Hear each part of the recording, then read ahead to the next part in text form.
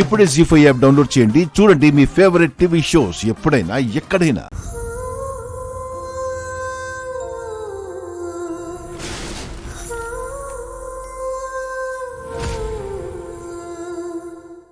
నైని, బొమ్మల మీద water spray చేస్తున్నావు ఎందుకు? ఇవి ఒట్టి నీళ్లు కాదు బాబు గారు, దాల్చిన చెక్కను దంచి నీళ్లలో కలిపి స్ప్రే చేస్తున్నాను. ఇలా చేస్తే చెదలు పట్టకుండా ఉంటుందని. లేదంటే ఈ బొమ్మల్ని కూడా పారేస్తారు. ఓర్వలేని వాళ్ళు కాల్చేస్తారు. నైని, కంగారు పడిపోయి నీకున్న పనులకి ఇంకొన్ని పనులని జత చేసుకుంటున్నావు అనుకుంటా. వెల్లుల్ని బాగా దంచి నీళ్లలో కలిపి పిచికారీ చేసినా చెదలు పట్టవు బాబుగారు. నైని, ఏం కాదు. ఆ బొమ్మను ఒకసారి టీవు.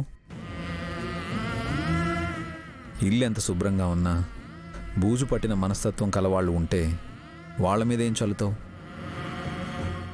వాళ్ళని ఒక్క మాటన్నా మన మీద బురద చల్లుతారు. సుమన బొమ్మను కాల్చినప్పుడు చాలా బాధేసింది. మా చెల్లిని నేను కొట్టింది కూడా కాల్చినందుకు కాదు బాబుగారు, మీ మనసుని నలిపేసినందుకు. ఎలాంటి పరిస్థితి ఎదురైనా చలించకుండా ఉండే మీరు ఎదురుగా కాలుతున్నది బొమ్మ కాదేమో, ఇంకో జన్మేమో అని నిశ్చేష్టులై అలా నిల్చుండిపోతే సుమన నుంచున్న చోట ఉండకూడదని తను కంపించిపోయేలా చంపచెరిచాను. నీ కోపానికి అర్థం ఉంది, వాళ్ళు చేసిన పనికి ఉపయోగం ఉంది. ఉండదు. కేవలం మనం నలిగిపోవాలనే ఇలా చేస్తుందనుకుంటా. ఒక్కోసారి అనవసరంగా వీళ్ళకి ఆశ్రయం ఇచ్చి ఆదరించావా అనిపిస్తుంది. ఏ దారిలో వెళ్లాలో తెలియని స్థితిలో ఉన్నారని జాలిపడ్డాం. హాసనక్క మొహం చూసి జాలిపడుండొచ్చు, లేదంటే మా చెల్లెలని కూడా చూసేదాన్ని కాదు బాబుగారు. నైని, వదిన పేరు చెప్తే గుర్తొచ్చింది.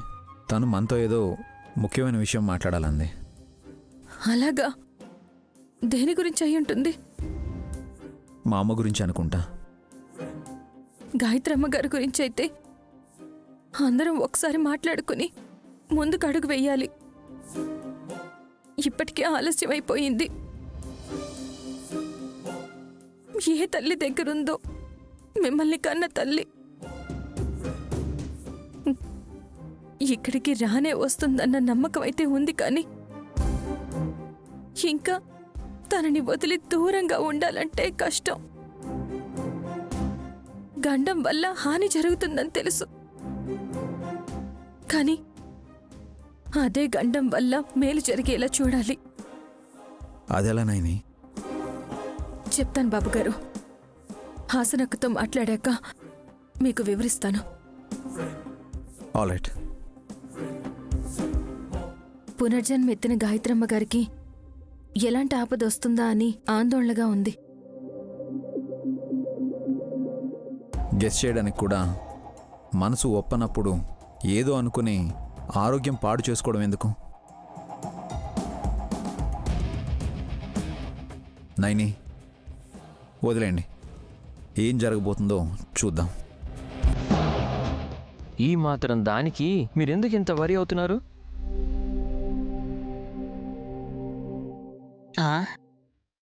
పుత్రా, నువ్వు ఇంత తేలిగ్గా మాట్లాడుతున్నావేలా? ఎందుకంటే గాయత్రి పెద్దమ్మకి ఇప్పుడు ఏం జరగబోతుందో మనం తెలుసుకునే అవకాశం ఉంది కాబట్టి చెప్తున్నాను.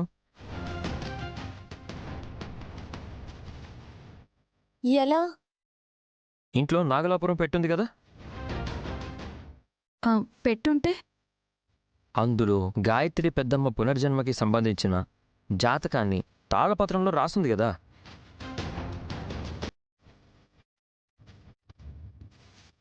ఉందిరా, కానీ దాన్ని చదవలేం కదా. పెద్ద బొట్టమ్మ మనిషి రూపం అయితే నాగుపం, తను చదవగలదు. అప్పుడు గాయత్రి పెద్దమ్మకు వచ్చే ఆపదేంటో తెలుసుకోవచ్చు.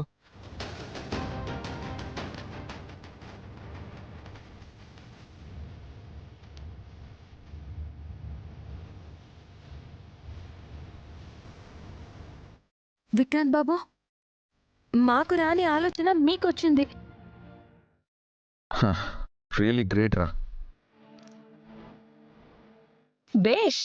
కానీ నాగులమ్మని రప్పించాలి అంటే ఉలోచి పాపని అడ్డు పెట్టుకోవాలి. మా చెల్లెలికి తెలిస్తే ఊరుకోదు. కానీ చూడకుండా చేయాలి. ఏం చేద్దాం?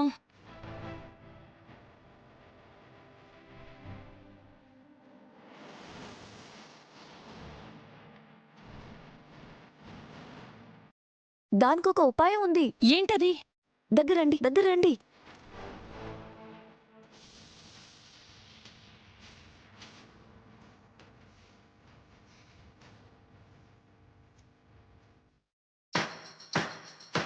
ఎవరు? నా కళ్ళు మూసిందెవరు? చెప్పుకో. బులిబాబు గారు.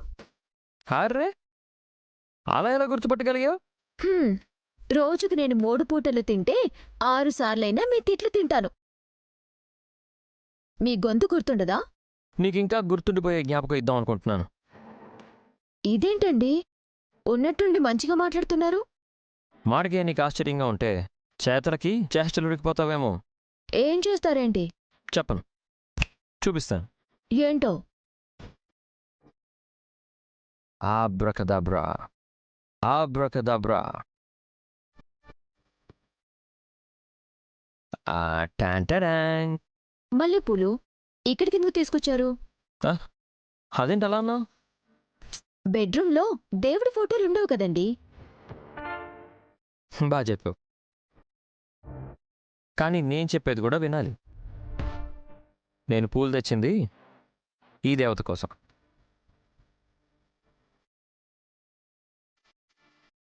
నువ్వే డార్లింగ్. ఏంటండి మీరేనా? నన్ను రాక్షసి, దెయ్యం, భూతమని మొహం చిట్లించే మీరు నా కళ్ళలోకి చూస్తూ నన్ను దేవత అంటున్నారేంటి? నమ్మబుద్ధి కావడం లేదు. ఇందులో తిరకాసేమీ లేదు కదా? నీ మీదొట్టు. అసహించుకునే భర్త ఆదరిస్తే భయమేస్తుందండి. Fear why dear? ఏమో, మీరు తిడుతుంటేనే నాకు మంచిగా అనిపించిందేమో. మీరు ఇంతగా మంచిగా మాట్లాడుతుంటే గుండెల్లో దడ మొదలైంది. చూడండి, చప్పుడెంత ఇదిగా వినిపిస్తుందో. చూసే టైం వచ్చింది, కానీ ముందు అటు తిరుగు. మల్లెపూలు పెడతాను, అటు తిరుగు.